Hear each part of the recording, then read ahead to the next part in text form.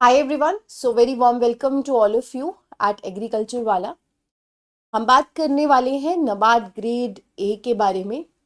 क्या इसकी एलिजिबिलिटी है और कौन कौन सी पोस्ट नबार्ड में निकलती है, एग्ज़ाम पैटर्न क्या है, सैलरी क्या है, सारी चीज़ें आज के लेक्चर में हम डिस्कस करेंगे। अगर आप नबार्ड ग्रेड ए ऑफिसर्स की पोस्ट की तैयारी कर रहे हो और आप इसके बारे में जानना चाहते हो, so this video is for you. ठीक है, ये आपके लिए है। तो सबसे पहले अभी तो नोटिफिकेशन के बारे में अगर हम बात करें नबार्ड ग्रेड ए में, जैसे व्हाट इज नबार्ड, नबार्ड है क्या? इसको आप बोलते हैं national bank for agriculture and rural development. ठीक है, ये गवर्नमेंट ऑफ इंडिया के द्वारा होली ओन्ड है। और इसमें जो पोस्ट निकलती है, जैसे असिस्टेंट मैनेजर की पोस्ट निकलती है जिसको हम ग्रेड ए की पोस्ट कहते हैं, और जिसमें आपके डिफरेंट डिफरेंट जो सर्विसेज होती है वो प्रोवाइड करता है। जैसे RDBS rural development banking services इसमें प्रोवाइड की जाती हैं। एग्रीकल्चर इंजीनियर होता है, सीए होता है, सीएस होता है, फाइनेंस होता है, आईटी होता है, जनरल मैनेजर होता है। बहुत सारे डिफरेंट डिफरेंट पोस्ट होती हैं जो नबार्ड में निकलती हैं, और डिफरेंट डिफरेंट इनकी क्वालिफिकेशंस भी होती हैं। उन क्वालिफिकेशन के बेस के ऊपर आप नबार्ड में जॉब ले सकते हो। तो सबसे पहले इसमें लीगल सर्विसेज भी इंक्लूड होती हैं, और even he protocol and security service भी इंक्लूड होती है। जैसे अगर आप पिछली वैकेंसीज चेक करोगे 2025 की, तो उसमें क्या था कि टोटल वैकेंसी 91 पोस्ट आई थी, जिसमें आरडीबीएस, लीगल, प्रोटोकॉल, सिक्योरिटी, इनकी पोस्ट इवनली उन्होंने अलग अलग निकाली थी। तो जिस पोस्ट की आप तैयारी कर रहे हो उस पोस्ट की अलग से एक आपकी पर्टिकुलर वैकेंसी जो है निकलेगी, आपको नोटिफिकेशन में नोटिफाई किया जाएगा कि जैसे लीगल की 2 निकली हैं, और अगर आप उसके लिए प्रिपेयर कर रहे हो तो आप 2 वैकेंसीज के लिए जो है compete करोगे। उसके बाद रिजर्वेशन भी मिलती है एससी, एसटी, ओबीसी, ईडब्ल्यू को, जो भी गवर्नमेंट के नॉर्म्स हैं उनके अकॉर्डिंगली इन पोस्ट के लिए। अब बात करते हैं जैसे आप 2025 में हम देखें, जो प्रीलिम्स एग्जाम था वो 20 दिसंबर 2025 को हुआ था, और फेज 2 जो था वो 25 जनवरी 2026 को। और इसका ऑनलाइन एप्लीकेशन जो है आपका इस वक्त निकला था, और इवन इसमें साइकोमेट्रिक टेस्ट भी है जिसकी अभी डेट्स अनाउंस होनी है। तो ये उन्होंने नोटिफिकेशन में मेंशन किया था। अब बात करते हैं कि अगर हम नबार्ड की तैयारी करते हैं तो एजुकेशनल क्वालिफिकेशन हमारी क्या होनी चाहिए। देखो, सबसे पहले आरडीबीएस जनरल के लिए आप ग्रेजुएशन होनी चाहिए किसी भी डिसिप्लिन में। चाहे आपने बीसीए की है, बीबीए की है, बीकॉम की है, चलेगा, बट ग्रेजुएशन चाहिए। और मिनिमम आपकी 60% मार्क्स चाहिए उसमें, ग्रेजुएशन में 50% नहीं, 60%। और अगर आपने पोस्ट ग्रेजुएशन की है जैसे एमबीए, पीजी, डीएमए, उसमें 55%। या आपने सीए, सीएस, सीएमए की है और पीएचडी की है, इन तीनों में से आपकी क्वालिफिकेशन हो सकती है। आप ग्रेजुएटेड भी हो सकते हो, पोस्ट ग्रेजुएटेड भी हो सकते हो, और पीएचडी तक की पढ़ाई भी आप कर सकते हो।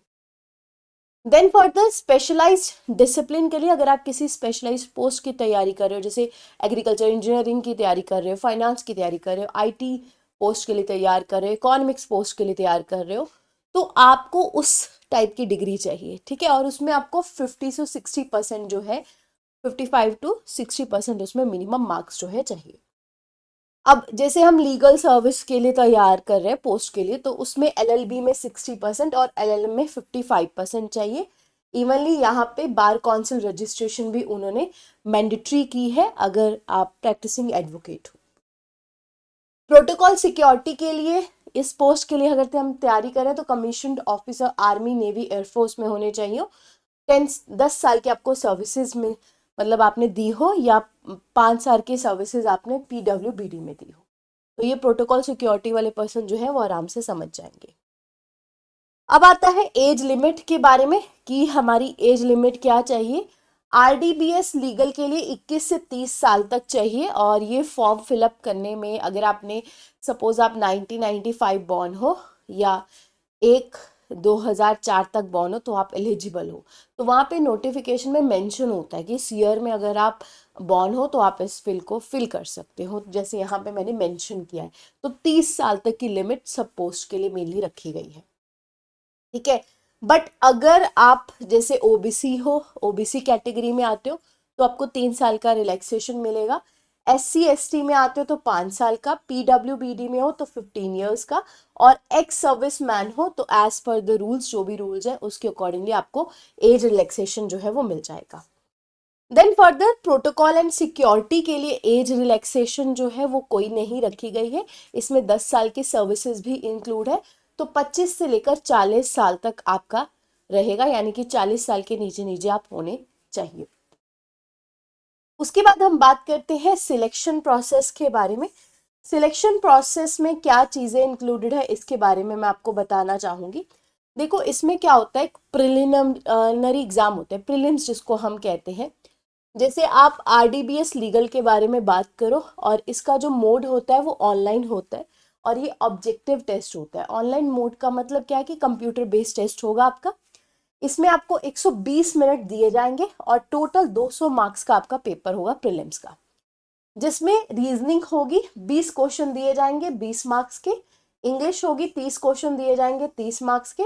कंप्यूटर नॉलेज होगी, 20 क्वेश्चन होंगे 20 मार्क्स के। मैथ्स होगा 20 आउट ऑफ 20। डिसीजन मेकिंग होगा, 10 में से 10 आपको क्वेश्चन करने हैं 10 मार्क्स के। General awareness 20 question 20 marks. Economics and social issue 40 question under 40 marks.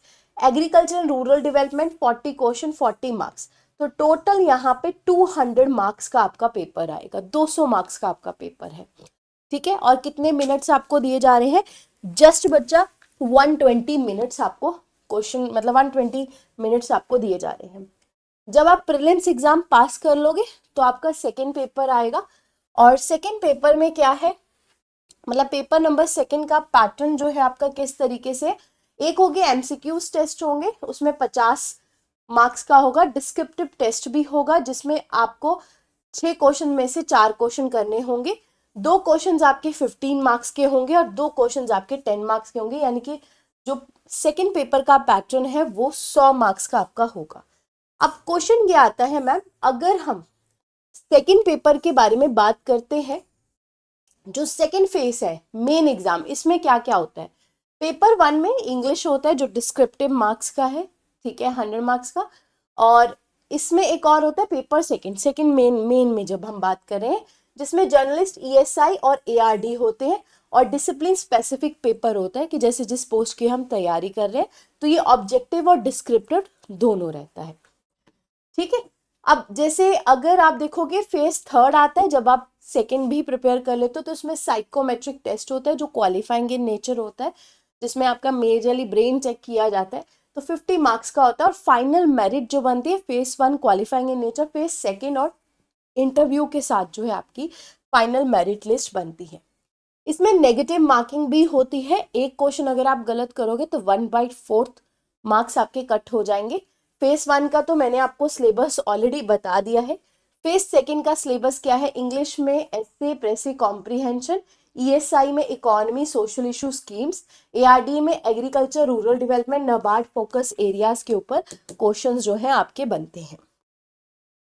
Further more अगर हम यहाँ पे हमने एग्जाम पैटर्न के बारे में बात कर ली, सिलेबस के बारे में बात कर ली, तो उसका पे स्केल क्या रहता है। बेसिक पे जो होती है 44,500 रहती है, ठीक है, यानी कि ग्रॉस सैलरी आपके 1 लाख के करीब आराम से बन जाएगी।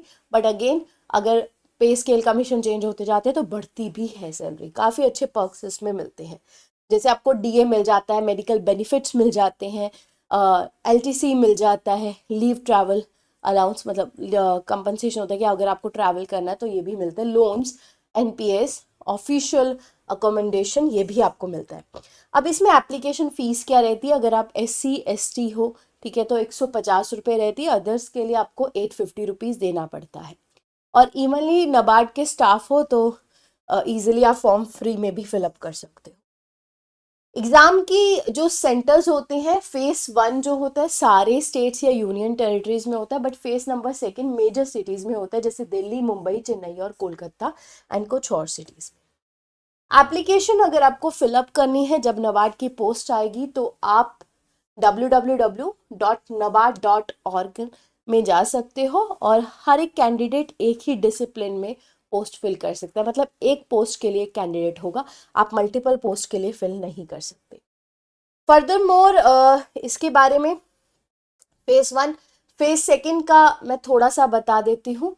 आपको कंफ्यूज होगा। जैसे मेन एग्जाम है, सपोज करो आप आरडीबीएस यानी कि जनरल या स्पेशलिस्ट या लीगल कैटेगरी प्रिपेयर कर रहे हो, तो पेपर 1 में क्या होगा, जनरल इंग्लिश होगा जो कि डिस्क्रिप्टिव मोड होगा, 100 मार्क्स का होगा, आपको 90 मिनट्स दिए जाएंगे और इसमें आपकी इंग्लिश लैंग्वेज होगी। ये आपको समझ में आ गया। क्वेश्चन टाइप जैसे एस्से, प्रेसी, ये वगैरह होगा, ठीक है।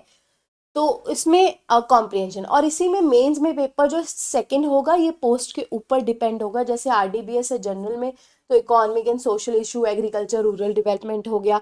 अगर आप स्पेशलिस्ट में कर रहे हो तो स्ट्रीम स्पेसिफिक, जो भी स्ट्रीम के लिए आप अप्लाई कर रहे हो। तो सेकंड पेपर आपका टेक्निकल सब्जेक्ट होगा। थर्ड में मैंने आपको पहले ही बता दिया साइकोमेट्रिक टेस्ट होगा। तो इस तरीके से आपका जो पेपर है वो बनेगा, prelims, mains and then interview. और आपकी जो मेरिट लिस्ट बनेगी वो मेंस और इंटरव्यू को बना के बनेगी। तो यही था हमारा नाबार्ड के बारे में, ठीक है। जो चीज़ें मैंने आपको बताई हैं, सिलेबस पैटर्न क्या रहेगा, एलिजिबिलिटी क्या रहेगी, एग्ज़ाम पैटर्न क्या रहेगा, हमारी सैलरी क्या रहेगी। तो जब अब नाबार्ड की नोटिफिकेशन आएगी, मैं चाहती हूँ आप उससे पहले ही प्रिपेयर करना स्टार्ट कर दें। बच्चा पेपर इजी नहीं होता है, trust me on that. We have to work lot hard, हमें बहुत ज़्यादा हार्ड वर्क करना पड़ता है। बहुत सारे बच्चे इसके लिए compete करते हैं। इसीलिए रिक्वेस्ट करती हूँ कि आप एग्रीकल्चर वाला को सब्सक्राइब कर लो और अपनी प्रिपरेशन अभी से स्टार्ट करो, अगर आप नाबार्ड की तैयारी जो है करना चाहते हो। और अपनी पोस्ट पहले से ही डिसाइड कर लो कि मैं इस पोस्ट के लिए पढ़ूंगा और इसी पोस्ट को मैं फिलअप करूंगा। Okay, so thank you very much guys, have a great day, I hope you like the lecture.